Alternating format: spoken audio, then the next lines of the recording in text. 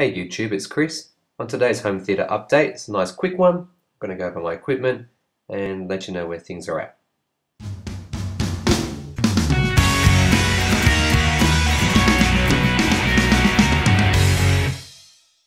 So this week I was hoping to bring you an unboxing and review of the Harmony Smart Remote Control.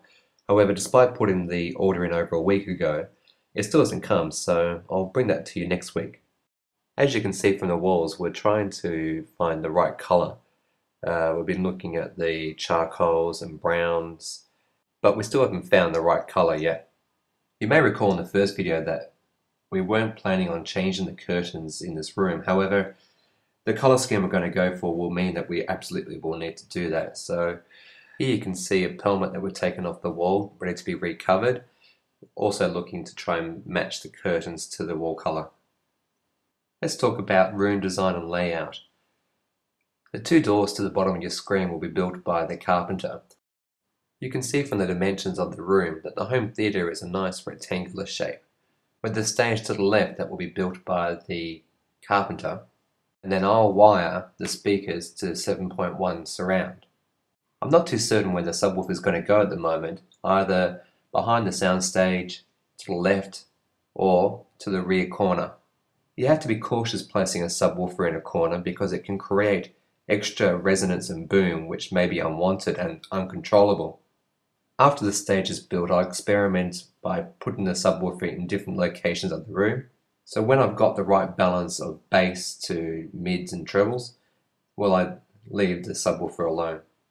The Panasonic AE8000 projector has a great focal zoom of 2, so I can actually set it up anywhere between 3 and 6 meters from the screen. In this case, I've elected to go with 4 meters so that I can zoom in and out as need be if I have a different aspect ratio that I need to try and fix. However, I'll be quite happy just to leave it alone once set up and calibrated.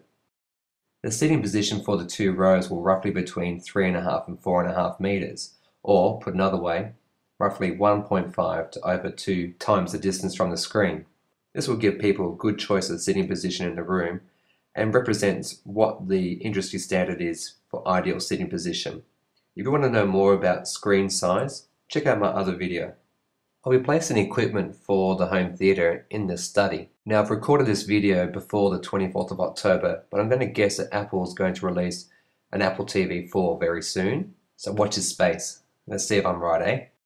What else is on my bucket list here? I'll soon be purchasing the PlayStation 4. I've got a nice little Onkyo TX NR515AE amp and a Sony BDP S5100.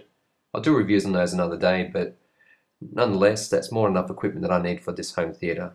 I should point out also that I will be wiring for the future just in case I change my mind as to where the equipment will be placed in the room. So with that in mind, I've actually gone and purchased 4 HDMI cables of 20, 15 and 2 10mm lamps to enable me to, in the future, cable from either the front of the home theatre or from the study.